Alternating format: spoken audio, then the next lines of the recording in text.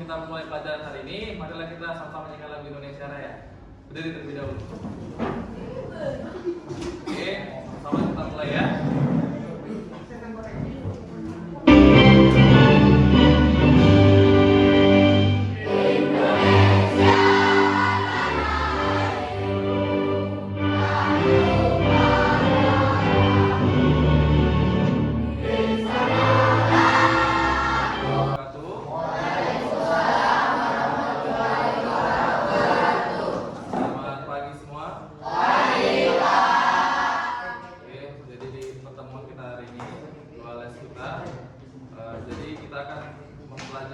Beberapa hal tentang pembelajaran berpikir komputasional ya. Jadi sebelum kita masuk ke pembelajaran itu, marilah kita berdoa. Coba pimpin dulu doa. Sebelum kita belajar, kita berdoa.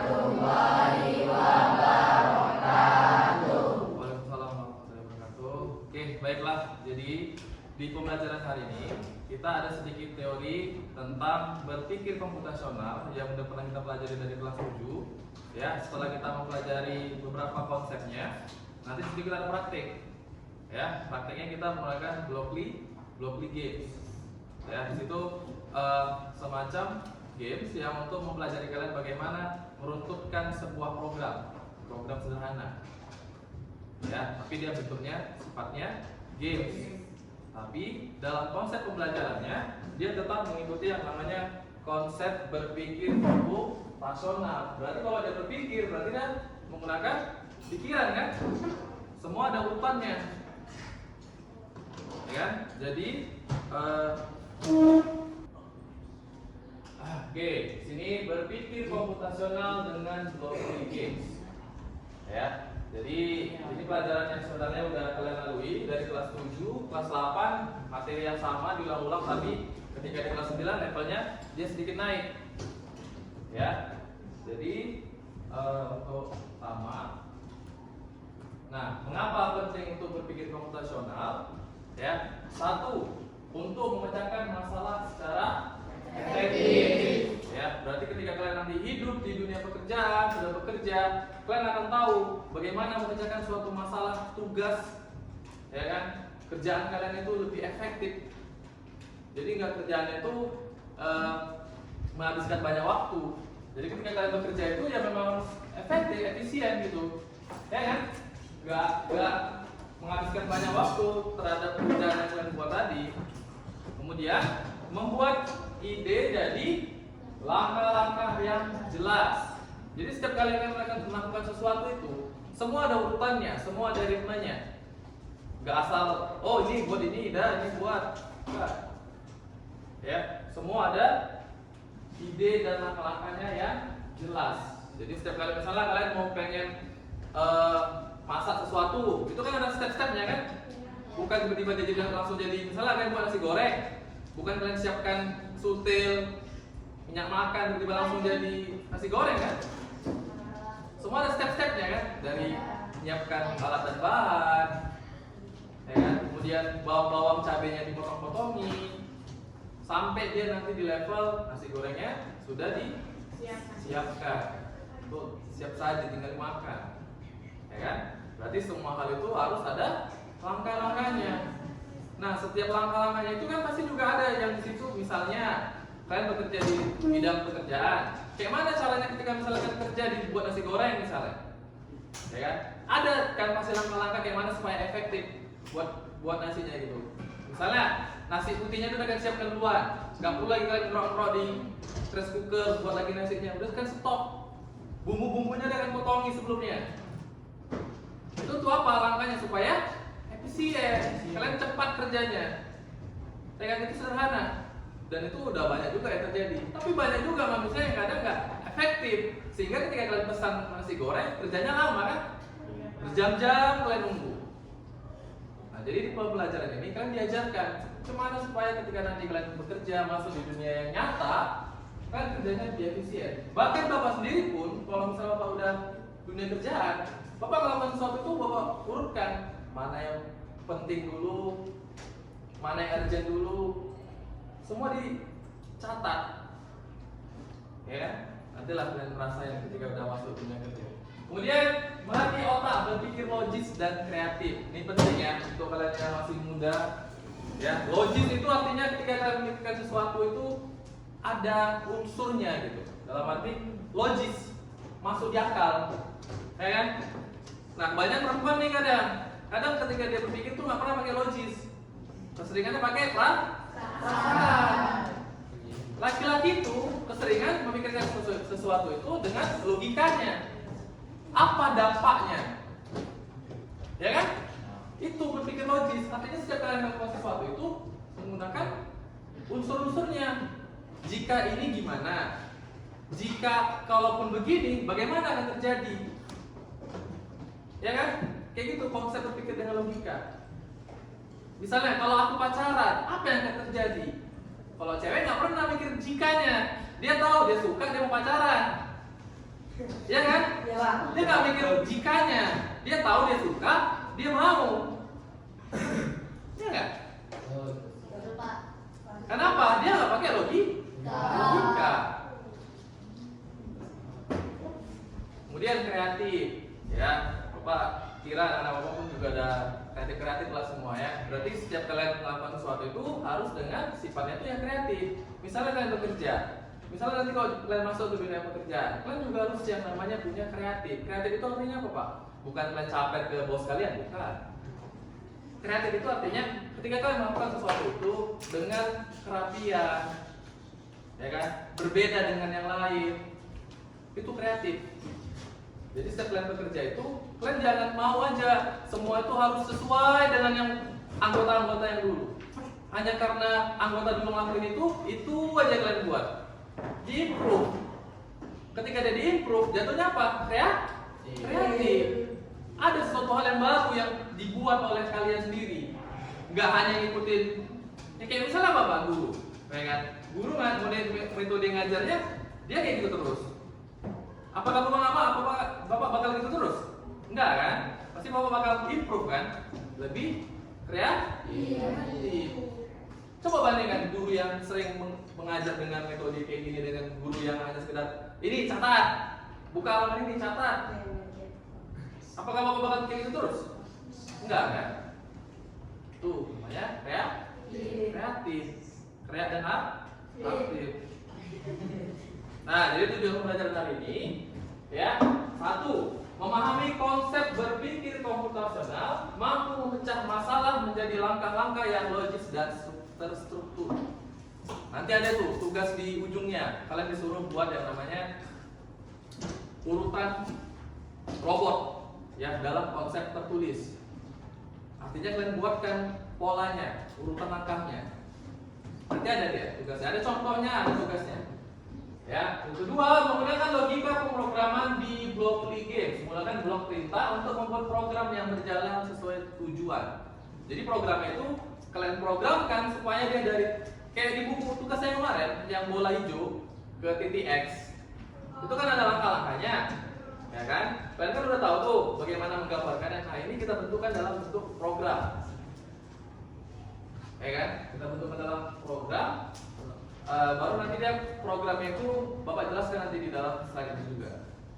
Ketiga, menerapkan algoritma untuk menyelesaikan tantangan.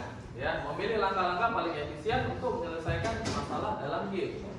Ingat, itu kalian disediakan beberapa blok, ya, blok maju, blok kiri, blok kanan, blok jika. Ya, ingat ya, di situ ada logikanya. Ada if, ada else.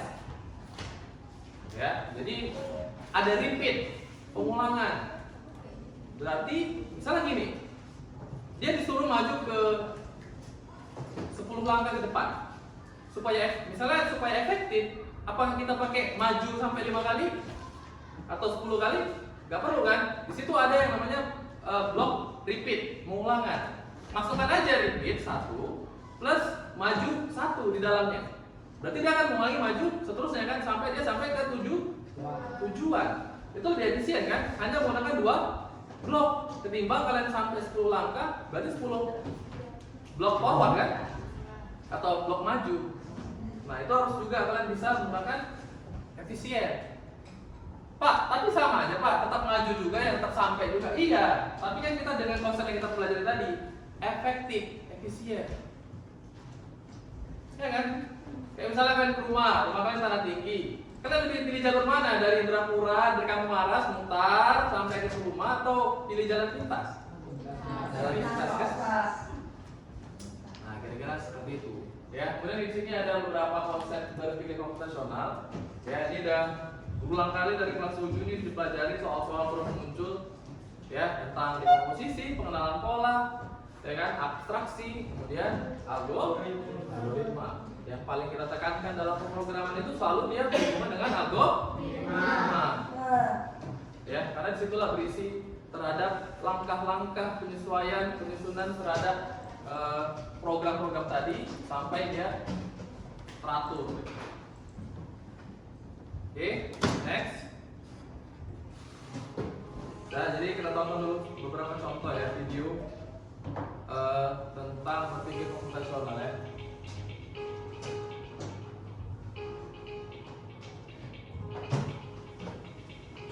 Ini contoh di kehidupan sehari-hari dari 4 komponen tadi. Nah, ini misalnya dekomposisi, membagi masalah kompleks menjadi bagian-bagian kecil. Contoh, membagi-bagi tugas dalam membersihkan kelas. Berarti ada bagian-bagian yang tugasnya. Contoh kayak buat video kemarin tugas vlog kan, ada peran dan tugasnya masing-masing kan. Nah, itulah menggunakan yang namanya teknik dekomposisi. Ya, kalian jabarkan siapa, apa, bagaimana, ya kan? Contoh ini, membagi-bagi tugas dalam membersihkan kelas. Di situ Alwan sama Biba yang lantai. Di situ ada si Nabila sampai lantai, ada si J membersihkan debu. Jadi semua itu ada peran-perannya, ya kan? Inilah dia dekomposisi. Artinya dia memecah jadi lebih kecil, kompleks ya. Yang kompleks tadi menjadi lebih kecil, bagian-bagian kecil. Ya.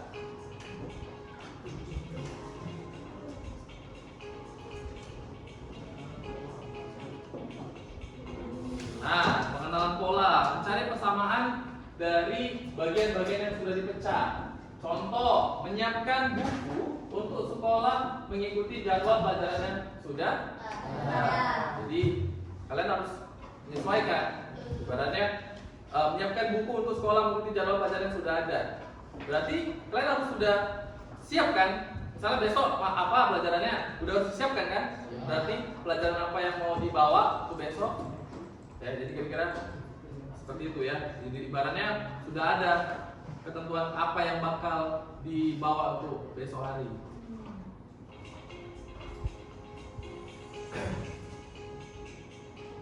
Nah, kemudian abstraksi, fokus pada hal penting aja. Jadi ketika kalian menulis tugas, kalian hanya fokus menulis tugas, tidak perlu memikirkan bagaimana proses membuat pensil. Ngerti maksudnya? Ketika kalian mengerjakan sebuah tugas, ya kan? Kalian hanya fokus ngerjain tugasnya aja. Gak usah kayak pikirkan, Pak, ini kayak mana pensil ini terjadi gitu. Gimana cara buat pensil? Pak, artinya jadilah manusia ketika disuruh sesuatu, jangan ngerjain yang lain. Jangan mikirkan yang lain. Biasaan nih ada tuh kadang orang ngomongnya apa, konteksnya apa, tiba-tiba dia lari. OOT, out of topic, ya kan?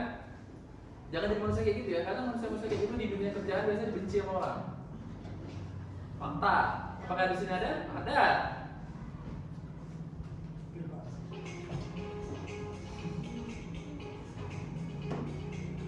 Ah, ini algoritma. Ini algoritma yang sering kali kita pelajari dari kelas 7 bahkan, ya.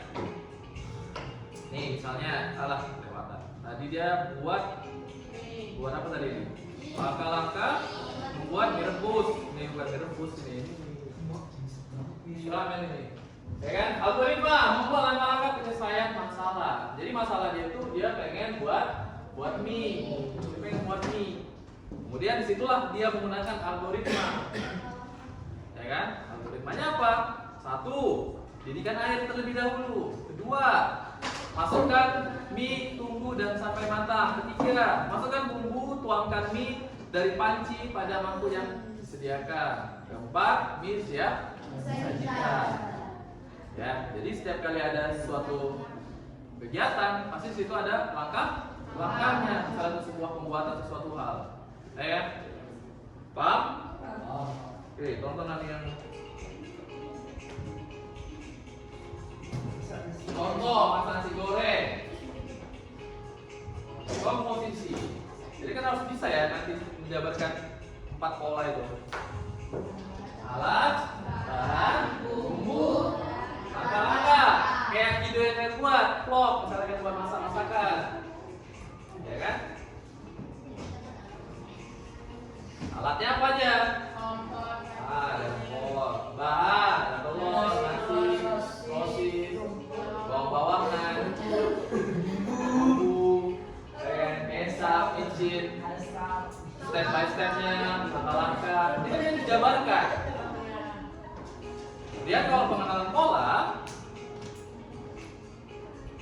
nah untuk membuat satu porsi nasi kita membutuhkan waktu 10 menit. Nah pola ini bisa kita lakukan kembali ketika akan membuat nasi goreng di lain waktu.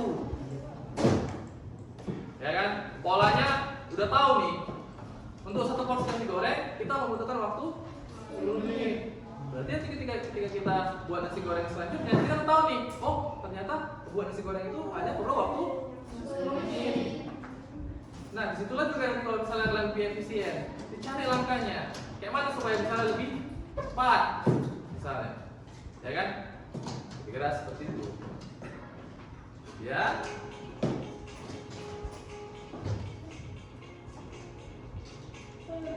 Nah, karena kita pernah membuat nasi goreng, kita juga dapat membuat kue tiaw goreng. Karena proses dan bumbunya hampir sama, membuat nasi goreng dan kue tiaw goreng memiliki pola yang hampir sama meskipun beda bahan dasarnya.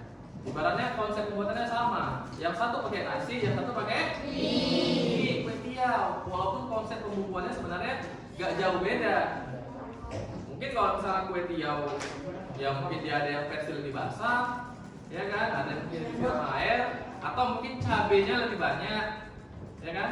Kuantitas cabenya mungkin lebih banyak ketimbang nasi goreng hanya beberapa doang. Atau mungkin bumbunya juga sama. Biasanya kayak kalau kalian beli di tempat mie Aceh, itu sebenarnya sama itu, bumbunya sama. Ya buat nasi goreng ya bumbunya juga bumbu nasi goreng itu kan. Buat mie apa? Mie Aceh ya, bumbu mie Aceh itu juga. Jadi kalau kalian makan nasi goreng, makan mie pasti rasanya sama kan? Kira seperti itu. Ya.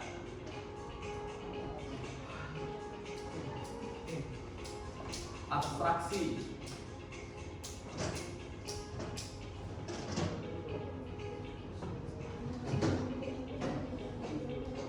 Agar lebih efektif dan efisien dalam kurun waktu 10 menit, kita bisa membuat 3 porsi 3 porsi nasi goreng dengan menambahkan bumbu dan bahannya. Agar lebih efektif dan efisien dalam kurun waktu 10 menit, kita bisa membuat 3 porsi nasi goreng dengan menambahkan bumbu dan bahannya. Berarti ketika kita bisa, misalnya nih kita pengen buat 3 porsi, berarti kita tinggal nambahkan kuantitinya kan? Pak, kuantitas bahan yang kita tambahkan. Nasinya tadi yang misalnya 1 brio buat dari 3 brio. Cabenya tadi yang 5 butir, jadi 15 butir. Paham ya? Jadi dia lebih efisien untuk buat. Jangan nanti buat 3 nasi goreng, kalian buat udah ini udah jadi nasi gorengnya, nanti kalian nambahin lagi bumbunya, terus buat lagi nasinya, buat lagi 10 menit, jangan gitu. Jadi lama kan? Mana tahu nanti ada yang jadi jual nasi goreng kan, tak apa? Chef. Jadi chef. Misalnya nanti bapak buka restoran, nah, ada yang jadi chefnya. Kosong aja.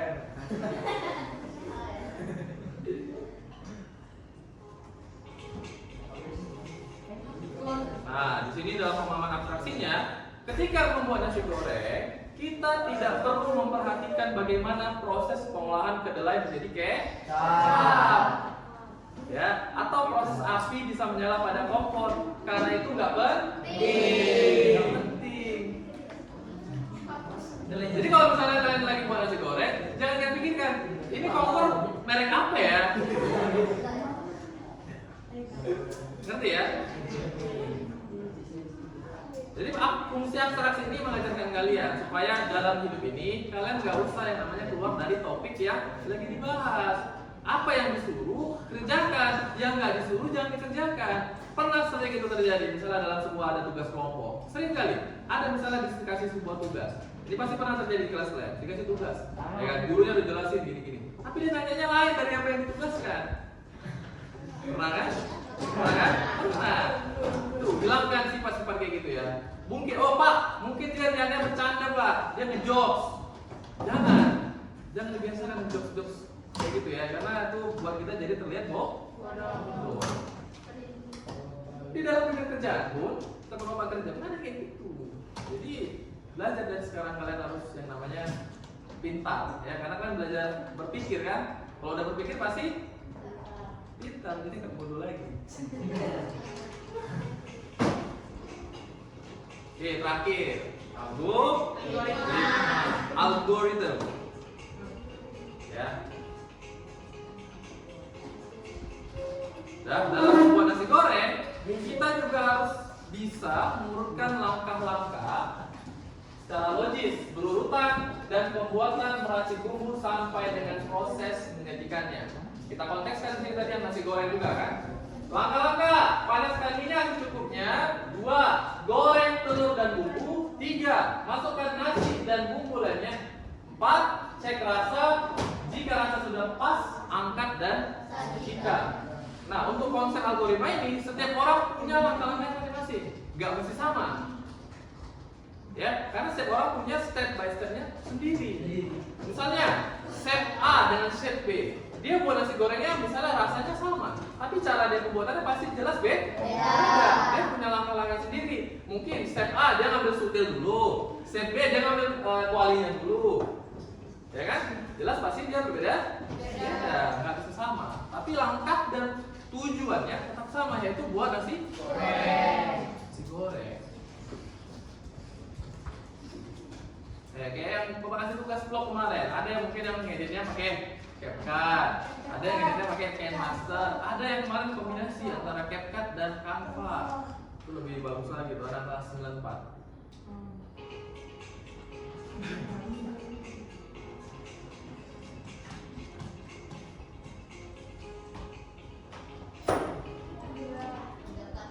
Jadi itulah keempat konsep berpikir komputasional.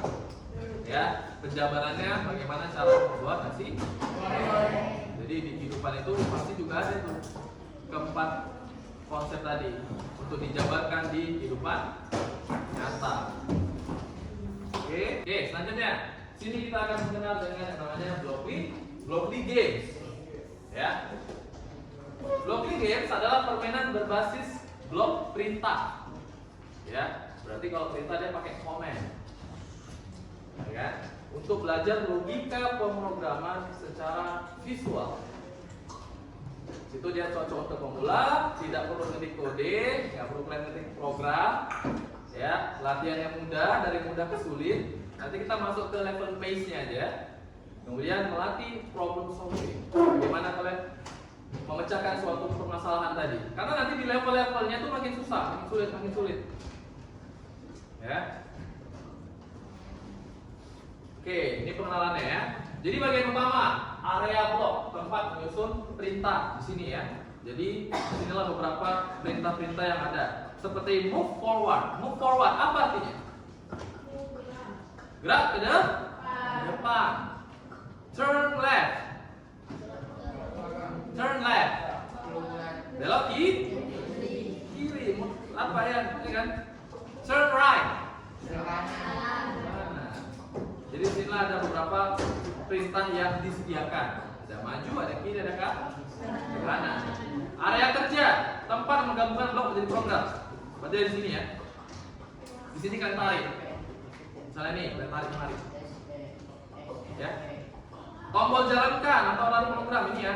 Misalnya kalian udah siap tadi buatkan masukin programnya, udah yakin, run programnya, maka nanti objek ini akan jalan dia ke titik ini.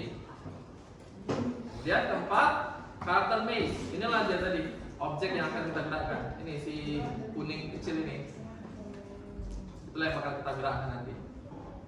Ya, jadi triksnya tarik dan lepas blok untuk membentuk program. Jadi dia di drag and drop, tarik dan lepas. Ya. Nah, ini beberapa perintah di apa ya? Blockly ya. Di sini ada move forward, maju ke depan, turn left, belok kiri, turn right, kanan, repeat until do itu mengulangi sampai. Jadi nanti kan masukkan ke dalam apa yang bukan ulangi. Nah, di sini ini kan menggunakan logika if. If path ahead, ya artinya jika ada apa ya namanya di depan kalian, jadi dia akan melakukan apa? Sama halnya seperti ini. If path ahead, do else. Jadi memilih perintah berdasarkan kondisi. Apa kondisinya? Kalau path itu seperti depan, berarti jika ada sesuatu di depan, apa yang akan dilakukannya? Jadi objek ini misalnya dia bergerak, tap gitu kan. Dia di depannya ternyata ada objek, dia akan sensor. Ketika di suatu hal ada di depannya, apa yang dia buat? Misalnya kamu suruh di sini perintahkan dia apa? Misalnya turn left, misalnya dia maze-nya itu disuruh belok kiri, berarti kan masukannya ya turn left. Berarti ketika dia ada objek di depannya, ya kan, secara sensorik dia akan belok kiri. Ya, kira-kira seperti itu ya. Nah, kalau yang ada else ini berarti kalau misalnya belok kiri, kalau misalnya berarti dia misalnya ada dua jalur misalnya, ya kan? Dia bakal ke arah yang mana? Ya, jadi itu memang harus digunakan logikanya ya. Nah, ini misalnya Bapak contohkan di level 1. Nanti Bapak praktekkan ya, sebelum kalian mulai mempraktekannya. Nah, ini Blockly Games Maze level 1. Ya, tujuannya menggerakkan karakternya sampai ke titik ini. Di sini programnya cukup sederhana, hanya perlu 2 blok move forward. Buat 2 move forward, baru run program. Maka dengan thread sampai ke tujuan.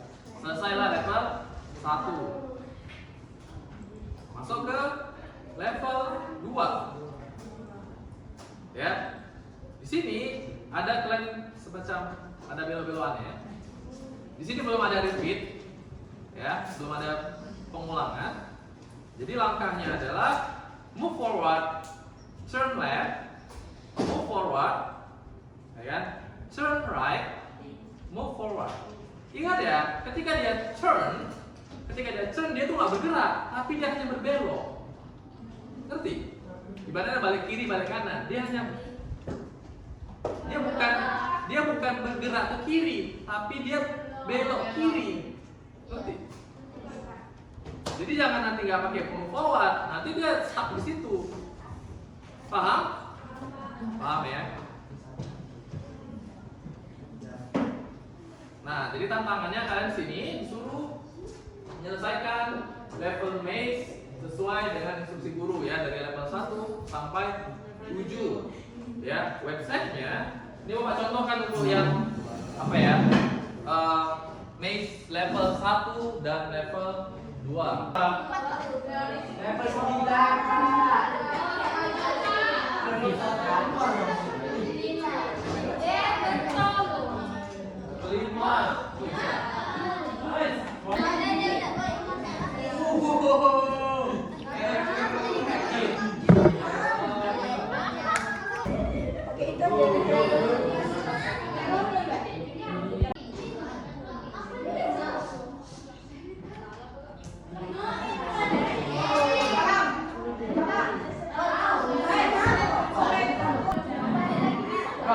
Ini lagi dia.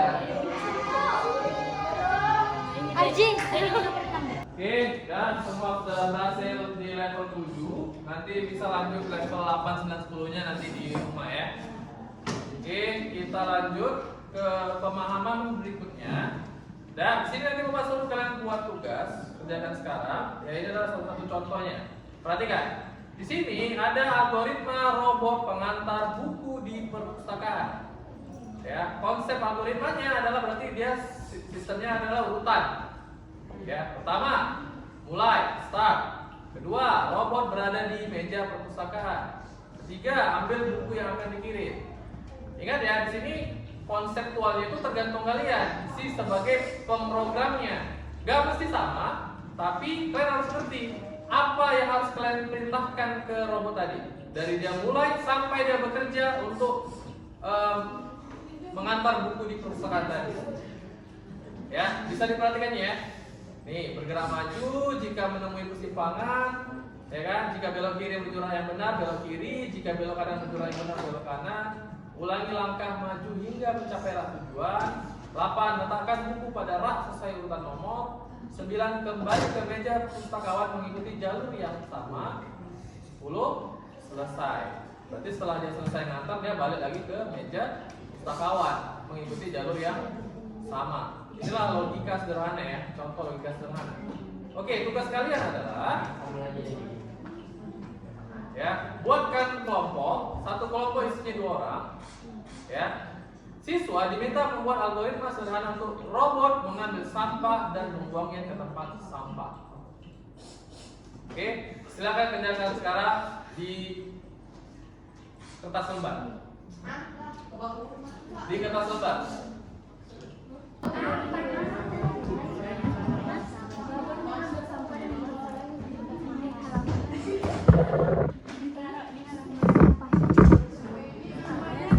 Kita rawat.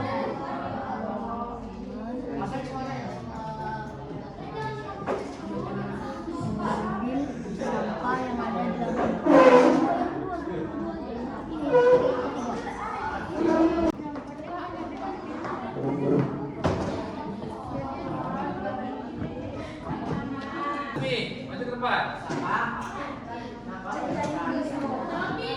Yes.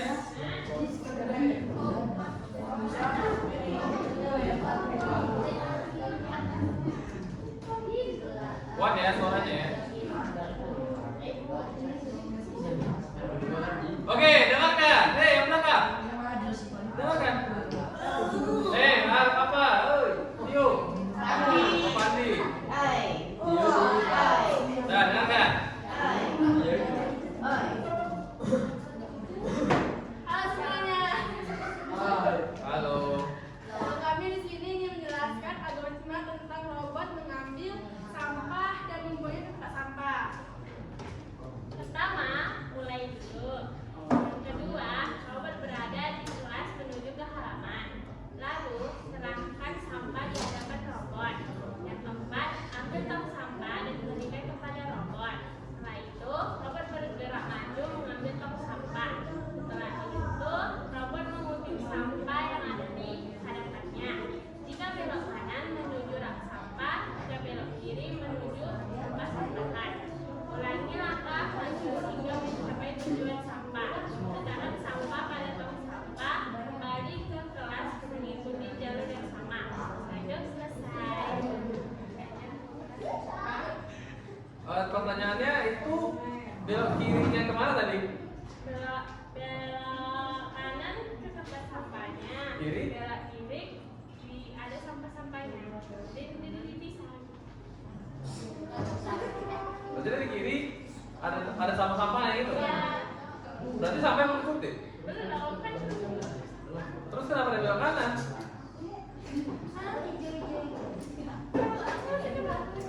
Iya kan? Kenapa ada disebutkan jalur kiri ada sampah-sampah, kanan ada tong sampah? Berarti kalau kiri ada sampah, berarti yang kiri udah ikut sampah dong. Tapi tadi udah ngutip sampah tadi di posisi ketiga kedua tadi. Nah, udah ngambil sampah. Kenapa ada jalur nggak tetap Mengambil tong sampah, Pak. Oh, mengambil tong sampah. Mengambil sampahnya. Jadi sampah udah diambil, oke? Belum, baru Di mana di posisi dia ngambil sampahnya? sebelah kiri. Kenapa dia ngambil kiri? Kenapa dia ngambil kiri? Baru belok kiri Oh, ke sampahnya, baru ke kanan. Nah, itu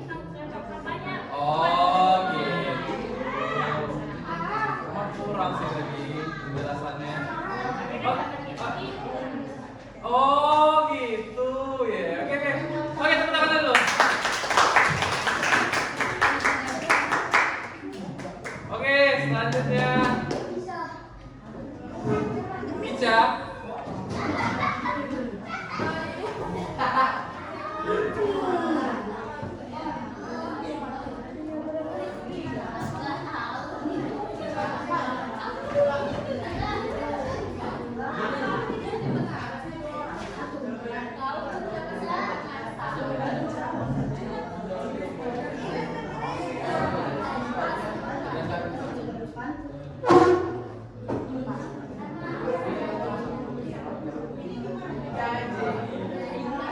Oke, nah dengar nggak?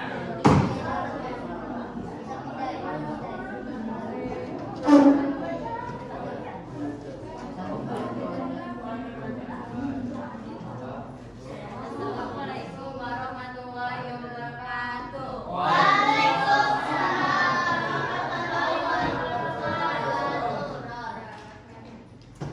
Satu, kamu mulai.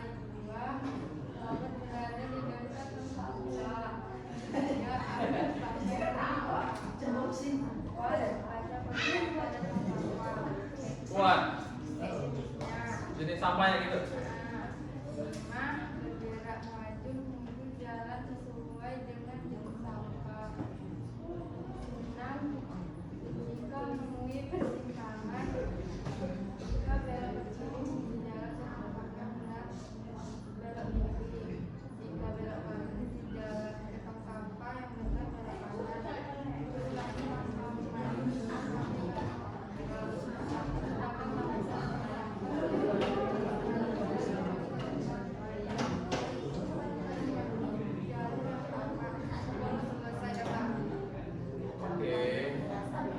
Oke, tutup tangannya dulu. Oke, terakhir. Ada ya?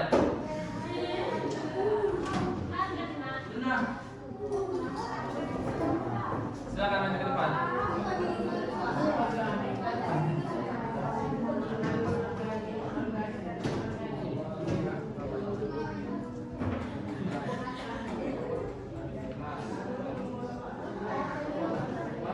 Assalamualaikum warahmatullahi wabarakatuh.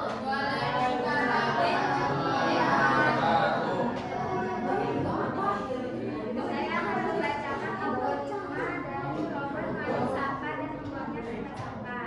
Pertama, mulai. Kedua, Robert berada di sekolah atau kemudian ambil sampah yang ada di tempat sampah. Kedua, empat, baca pada sampah atau buang sampah.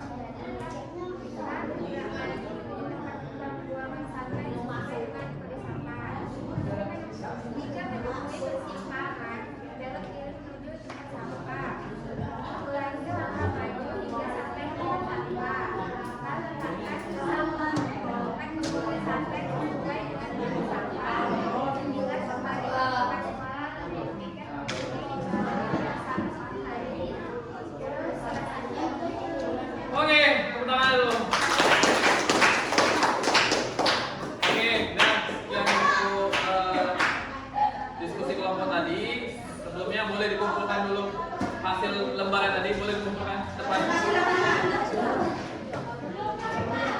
Buat namanya, nama, ya nama orangnya aja di dalam.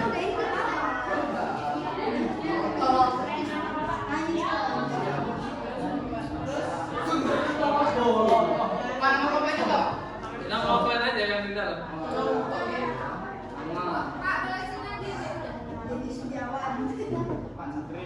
Mana lagi?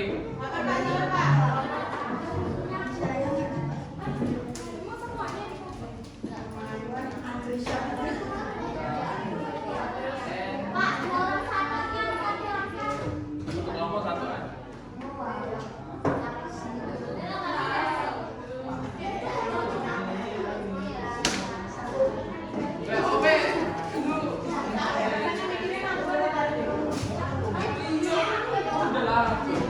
Ya, kelompok dewa.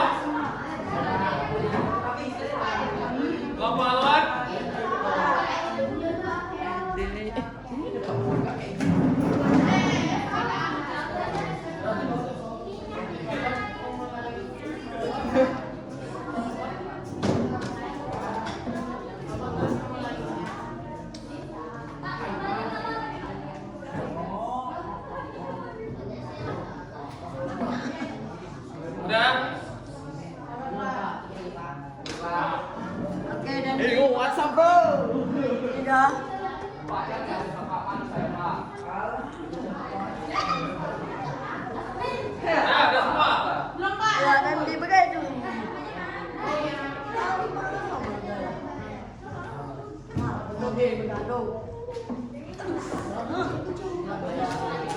Ya, bagus.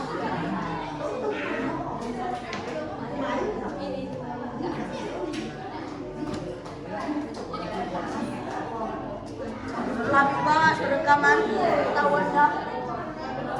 Udah, apa lagi ya?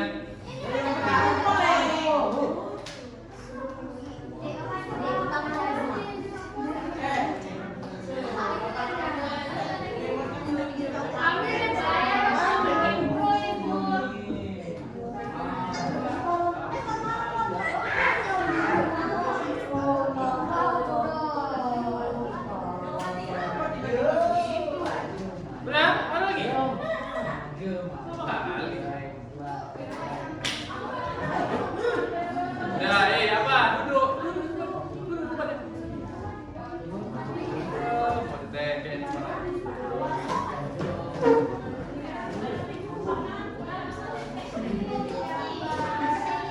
Bon.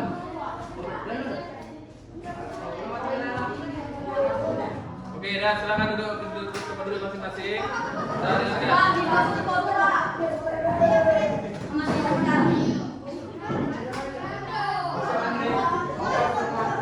Oke, dah dengarkan. Dah, jadi sekian untuk diskusi kita hari ini dan praktek tadi Mobility Games. Dan semoga ilmunya bermanfaat. Oke, jangan lupa nanti kalau level 8, 9, 10-nya bisa nanti dikerjain di rumah. Buka aja dari handphone. Kalau yang ada laptop di rumah bisa dibuka di laptop di rumah. Dikerjain itu kan ada banyak kan, nggak hanya lihat labirin doang kan? Iya banyak.